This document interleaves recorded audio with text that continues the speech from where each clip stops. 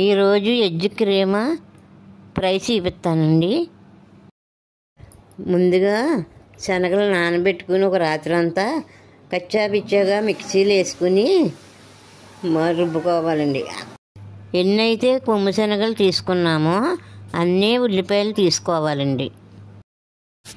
తాలింపు గింజలు స్పూన్ అండి, ఎండుమిరపకాయలు ఒక 3 అండి, కరివేపాకు 5 రెమ్మలు, అల్లం పేస్టు 2 స్పూన్లు, ఉప్పు తగినంత, పసుపు 1 స్పూను, కారము 2 స్పూన్లు, మసాలా పొడి 2 స్పూన్లు అండి, పచ్చిమిర్చి ఒక 10 వేసుకున్నానండి. నూనె ఎక్కువే పడుతుందండి. అసలు ముందు బాండి పెట్టుకొని ఒక 100 గ్రాముల నూనె వేసుకోండి.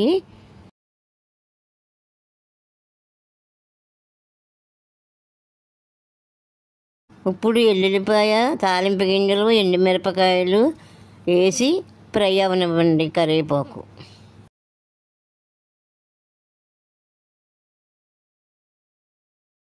ఇప్పుడు ఉల్లిపాయ ముక్కలు వేసి బాగా మగ్గిన దాకా వేపండి.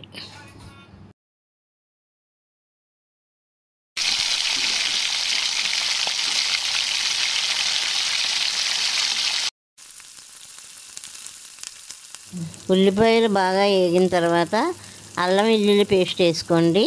తర్వాత పచ్చిమిరపకాయలు వేసుకోండి.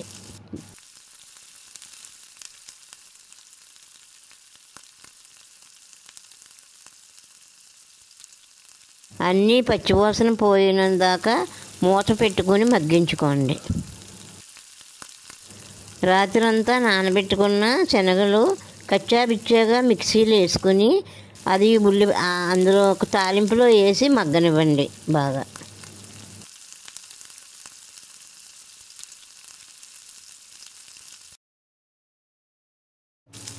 ఇది మగ్గడానికి టైం పడుతుందండి. నీళ్లు వేయకూడదు, అలా వేపుతూనే ఉండాలి. మూత కూడా పెట్టుకోవాలి. అడుగు అంటకుండా చూసుకోండి.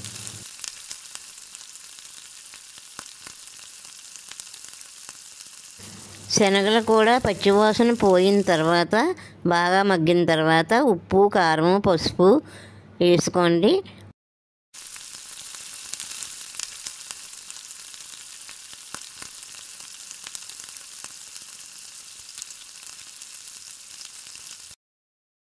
ఇది మా పిల్లలు చిన్నప్పుడు నేను చేసి పెట్టానండి. స్కూల్ నుంచి వచ్చినప్పటికి అది కీమా అనుకుని తినేశారు.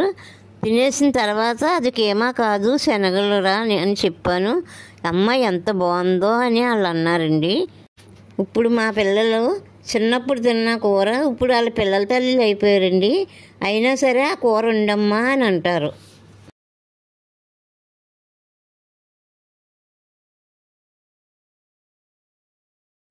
ఇప్పుడు ఇంగువ వేసుకొని కొంచెం మసాలా కూడా వేసుకుని వేగనివ్వండి.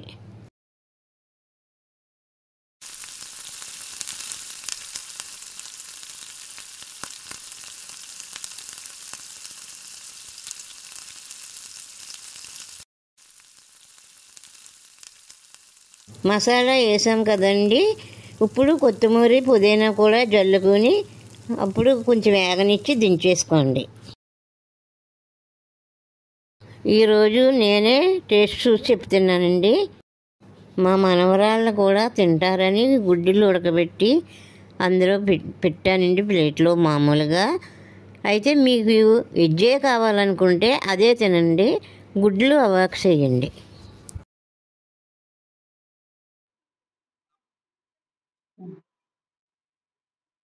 నేనే టేస్ట్ చేస్తున్నానండి ఎగ్ కైమా కూరలాగా.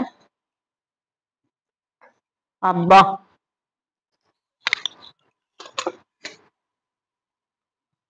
అబ్బా చాలా బాగుందండి.